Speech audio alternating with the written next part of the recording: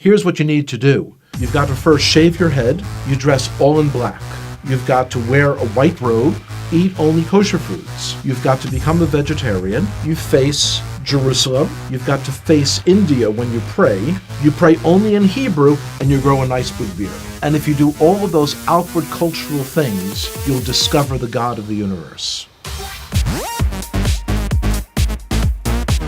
And I'm thinking, this is crazy that someone thinks that they can force their culture on God, and that God's going to be impressed by what you wear, what direction you face when you pray, what you eat, and all these sorts of things. It seemed to me that if there was a God out there who could be known, he should be able to be recognized no matter where I face, no matter how I'm dressed, because he's God. Growing up, we always understood that we had our Bible and the Gentiles had their Bible, the New Testament, and that they were two completely separate books. Because the only people I knew who were believers in Jesus were all people in our public school who were Italian Catholic, I imagined that Jesus was Italian. And so the understanding that he's actually Jewish was a shock. And then to hear that the New Testament was written by Jews, I couldn't believe it. My expectation was that the New Testament was like my grandparents had told me. It was a book on how to persecute the Jews, and it's something you should stay away from. Of course, when you're told you should stay away from something, curiosity gets the best of you, and you've got to see it. When I opened the New Testament, I was expecting to find a handbook on how to persecute the Jews. My grandparents had warned me that it was written by people who killed the Jews. That's what I was expecting to see, and yet when I'm opening it, I'm reading a story written by Jews about Jewish people. The New Testament was a fascinating book.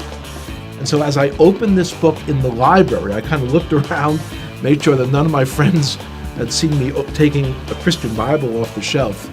And I opened it. Here's the first sentence. It says, "This is the genealogy of Jesus the Messiah, the son of David, the son of Abraham." So 3 people are mentioned, and they're all Jewish. I was very shocked. And as I continued to read, I'm reading the story of a Jewish man who was born in a Jewish village, in a Jewish country, and one day walks into a synagogue and announces that he is the Messiah. The more I read the words of Jesus, the more I became attracted to him. It was as beautiful as anything I had ever read in any other part of the Bible. As I came to faith that Yeshua, that Jesus was the Messiah, it was clear that that was the most Jewish thing I could do. This is not a person who's a renegade to our people. This is the one who was promised in our Bible, the 53rd chapter of Isaiah. It is astonishing. If you would just read that chapter, just without the Bible being around it, you would say, oh, this is some Christian Bible. This is Jesus. When you realize, though, that it's in the middle of our Bible, our Jewish Bible. When I first came to faith, I dared not tell my father, because this is a time period in the 1970s when there were lots of gurus and cults, and he was very concerned about me getting involved in some crazy sect and going off someplace. So I waited for months, and when I finally told him, he was very skeptical. On his own then, he started to read about Jesus as well. About 1.5 years later, I told him that the fellow who wrote one of the books that he had read, that this fellow was giving a lecture in the city of New York. And he agreed to come out to hear that person. And one of the most amazing moments of my life was the speaker said, "Would everyone here who is a Jewish believer in Jesus, would you raise your hand?" And I raised my hand. My father also raised his hand. And I looked over and I said, "Pop," he didn't say would all the Jews raise their hand. He said, would all the Jewish believers in Jesus raise their hand? And my father looked over and he said, yes, I heard what he said.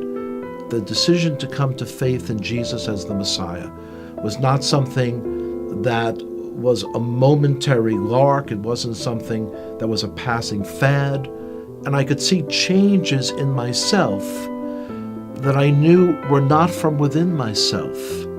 I had kind of tapped in to a truth for our Jewish people that was very powerful.